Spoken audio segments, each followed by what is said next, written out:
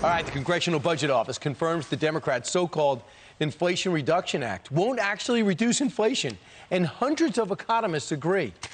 For more on this, let's bring in Senator Lindsey Graham. Good morning, Senator. Glad to have you on the program this morning. Good morning. It's named the Inflation Reduction Act. Now you hear from the CBO, it's not going to do much to reduce inflation. Yeah, well, the CBO says next year inflation will go up or down 0.1%, so that's not much of a reduction. This bill has tax increases on imported oil.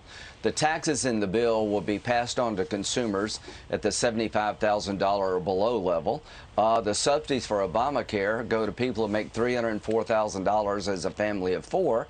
It is a bunch of BS that it will reduce inflation. It's about as accurate as saying the border's secure and the Taliban didn't know Zawahiri was in Kabul. This is a fraud. It's a lie. It's going to make every problem worse. You know, Senator, we just killed the #1 al-Qaeda guy, terrorist in Afghanistan. Yeah. And now there's conversation on the Hill about what happens at our southern border. Will they try to retaliate? Will more terrorists try to get through? Sure. And I know you wrote a letter to Secretary Mayorkas about this issue. What are your concerns, and did you hear back? Well, number one, my concern is that we have an invasion of illegal immigrants coming into the United States that compared to last year, we're up 150%. We're marching toward 3 million illegal entries into the country. The Border Patrol is tied up processing illegal immigrants, and it would be so easy for a bunch of al-Qaeda type terrorists to get in that crowd, come through the border, and kill a bunch of us. So, yeah, we killed Zawahiri. That's a good thing.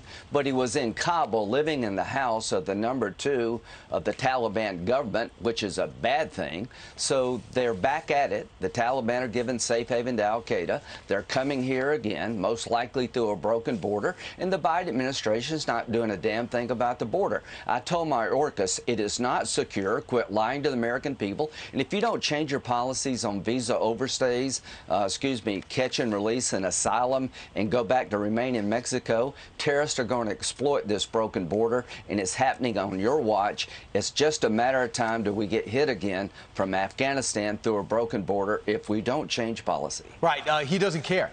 So he flat out is lying, and he doesn't care, and the administration wants to ignore it. He is lying. Right, and there's no doubt about it. But you know what? These Democratic mayors in D.C. and New York are almost ignorantly saying, what is going on here? We need federal help. There's so many illegal immigrants. They're actually, by them coming out speaking honestly about being overwhelmed, they might actually get Joe Biden to go to the border. What do you think? No, I don't think Joe Biden's ever going to the border because he can't explain what he sees.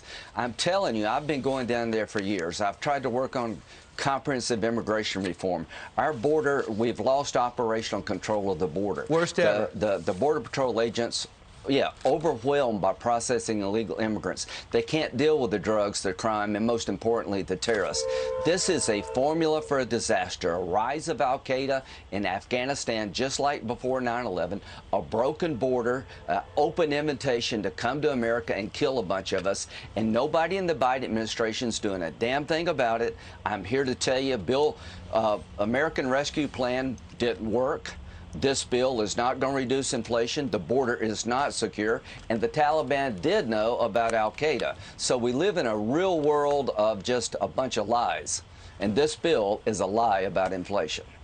And it's going to pass, because in case you do not know, last night they came to terms with Senator Kristen Sinema. Yeah, it's going to pass. They're going to announce it on Saturday. Senator Graham, I know you're fired up. I'll talk to you. Thanks, Thank Senator. you. Thanks.